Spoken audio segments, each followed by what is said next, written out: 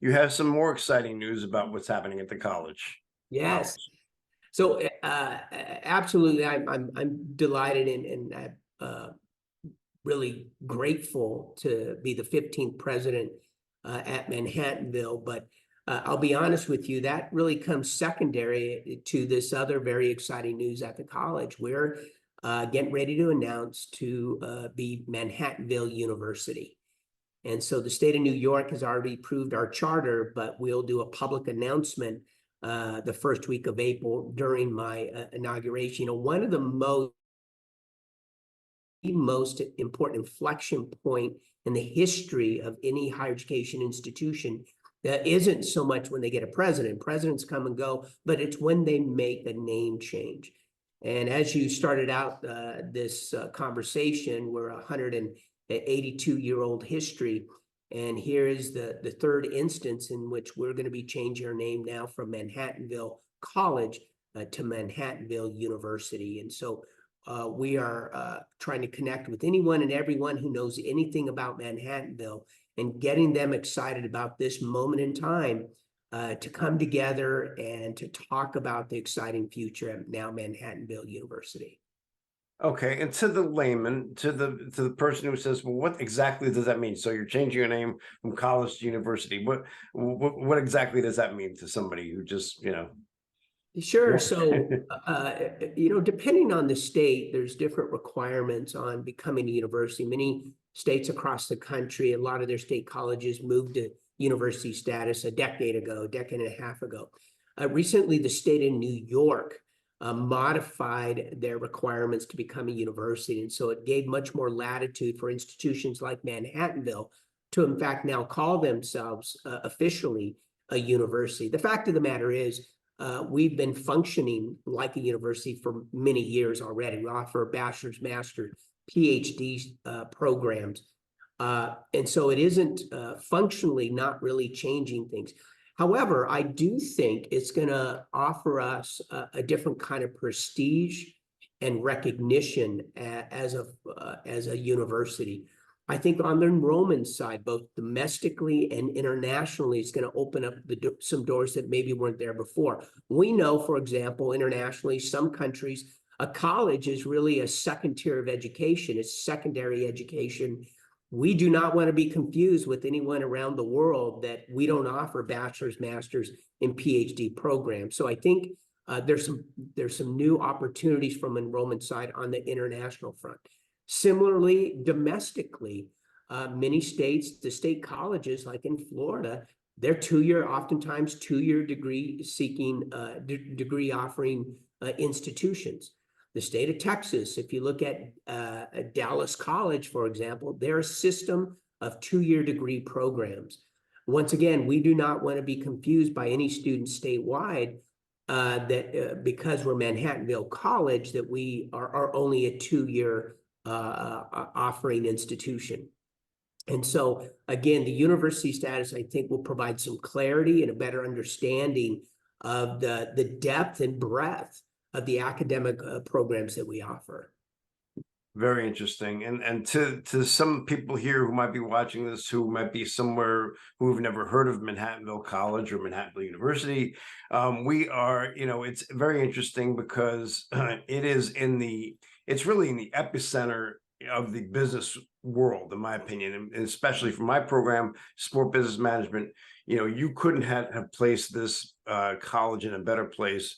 We have corporate America right in our backyard, literally a stone's throw from MasterCard and Pepsi. And obviously you can get into the city in a half an hour. You have White Plains businesses, you have Stamford, Connecticut businesses. So from a business perspective, I think it's a perfect place.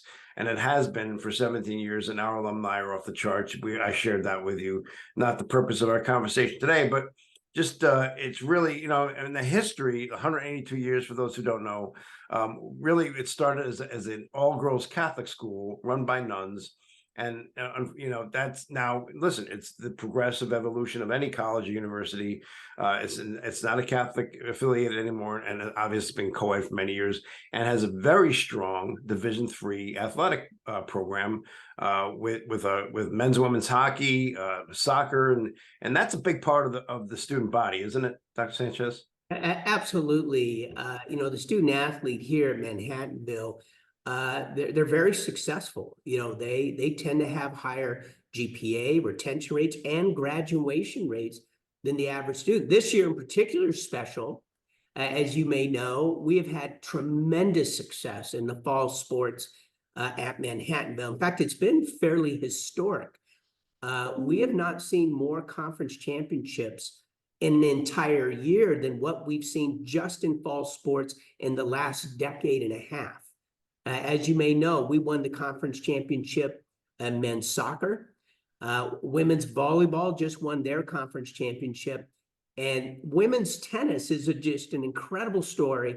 Our women's tennis team were 0-10 last year, and they got on fire this year and won the conference championship. What a tremendous turnaround. That is tremendous. And it really is telling of the hard work and commitment and effort that not just our women's tennis, but that all of our athletic teams do at the institution. Yeah, it's amazing. And I shared this with you when we met previously, that in my opinion, just my opinion, folks, that the true student athlete really resides in the Division III level. Especially now with NIL. And I mean, these are professional athletes we're watching on TV in football and basketball. Let's not kid ourselves. But you're absolutely right, Dave. The students who go into athletics at Division III, it's not for money, it's not for anything else, because their heart, their passion, their commitment, and because of their love of sport. And like you said, I would argue there's no better division in the NCAA than Division III. okay, we're going to finish up in 1 second with more about Manhattanville, but I just wanted to make this note one more time very clear that you are a true pioneer and that this is your second presidency. And I did a little research. I told you about the book I read, Latino College Presidents in Their Own Words. That's a book we should have in the library, and you should be contributing to that on our next version. But in Higher Ed Dive, it says, an article last year, it said that only about 8% of college presidents identify as Latino or Latina. So, I mean, it's quite an amazing story. Yeah, no, I appreciate that. I've been fortunate. I had two incredible parents. I had wonderful siblings. And that foundation really helped me to get to where I am, both in terms of my upbringing, but the passion I have for this work. My mother was born in Mexico, one of 9 children. Parents had a 3rd grade education. She was a migrant child. They worked in the fields up through Nebraska and ended up in Colorado. And she somehow, despite her poverty, was able to get a 2-year degree and raise 4 children. All of us have college degrees, and 3 of us have advanced degrees. And my parents were married for 61 years. My mother just passed this past April. But my dad, born and raised in Cheyenne, Wyoming. I'm actually 3rd generation Mexican background in Cheyenne, Wyoming. Wow. My dad had one of 6 siblings. Parents had a 6th grade education. He dropped out of high school, became a Marine, took that experience, got his GED, and then started at a community college. He went to a community college, transferred to a 4-year institution, now Colorado State. He took 2nd in the NCAA championships there, got a bachelor's, and went on to get 2 master's degrees. Wow. The principal at an alternative high school in his community. But I'll tell you what, what a case in point for the transformative power of education. I had a chance to be a witness of how education can not just transform my parents' lives, but their community, their family, and the generations that have followed. In one generation, I had a mother who was a migrant child and a dad who dropped out of high school. And because of education, one generation, they now have a son who's the president of one of the most storied higher education institutions in the entire Northeast. And so, it's amazing. It really is. It really is an honor and a privilege to be where I'm at today.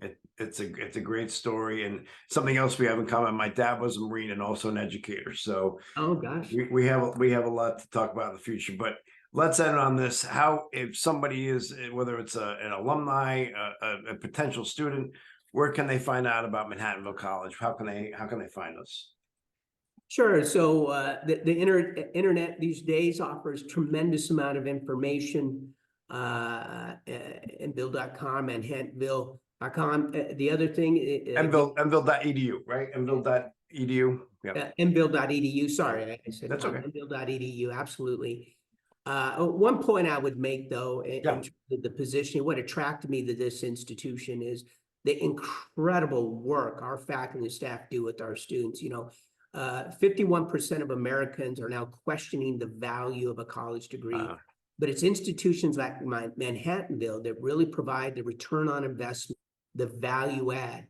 And thankfully, there are organizations like U.S. News and World Report that rank institutions on that return on investment through like social mobility, to what degree the degree is moving students up the economic ladder.